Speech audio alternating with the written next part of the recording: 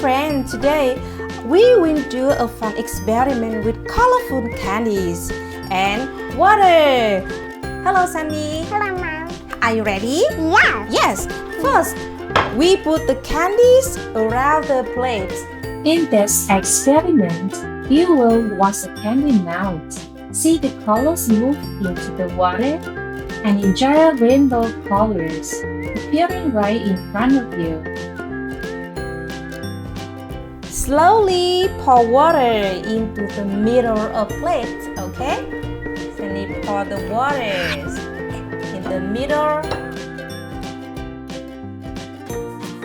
And now, let's see what happened.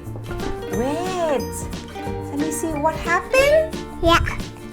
Wow. Sandy, do you like it? Sandy, Yeah. Sandy, sit down, please. Sit down, please. Wow, Sandy, look what happens. Wow, it's so nice. Sandy, look. It looks like a rainbow. The colors come from the candy shell. Isn't it amazing? When we put candy in water, the colors come out and make a rainbow.